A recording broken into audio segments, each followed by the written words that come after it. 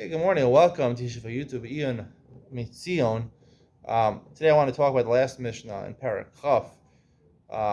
This is a pretty famous Mishnah. It talks about moving muksa with parts of your body, right? A lot of times you have muksa. You have something which is muksa, a pen or something like that.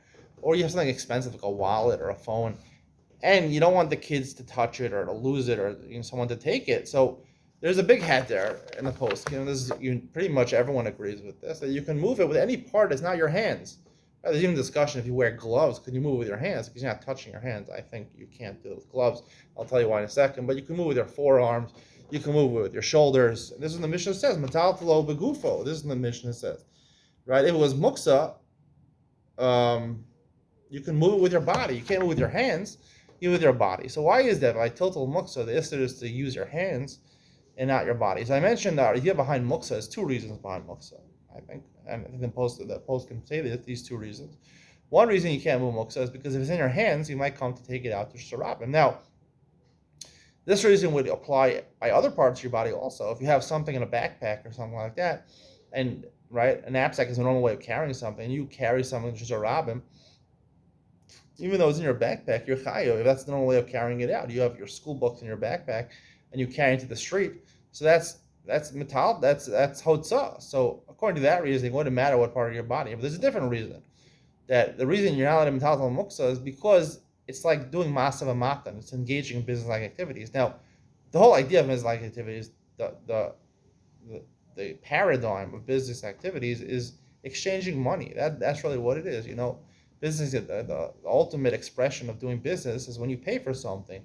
I give money from one hand to another. The Gemara says, "Nitan liyad liyad." It's davar nitan miyad liyad. Money is something which is given from one hand to another hand.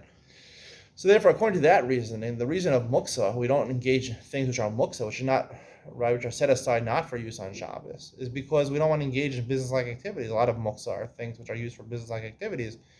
So therefore, the main gzeira of muksa was on money, and money is something which is given from one hand to another hand. So therefore, they didn't encompass the isurim of muksa on other parts of your body, because that's not the way of transferring money. You don't transfer money with your forearm. You don't transfer money with your armpit. You don't transfer money with your knee.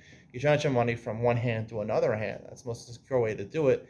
And therefore, since the issur of muksa is only rabban, you really need all the reasons to apply. It's even though the reason of taking it out to sharabim, right, would apply by the rest of your body, but since the idea of safeguarding the sanctity of Shabbos and making sure we don't engage in business-like transactions only apply from one hand, from like money, from one hand to another hand. Therefore, it only goes there, metal muksa, on your actual hands, not on the rest of your body. And therefore, if you had gloves on, I don't think it would help, because that's really, you could have gloves on and give money from one person to another, right? It's in the winter sometimes, you have your gloves on, you want to give it from one hand to another, but the rest of your body is not including your hands. Hope you enjoyed today's share. See you in the next one.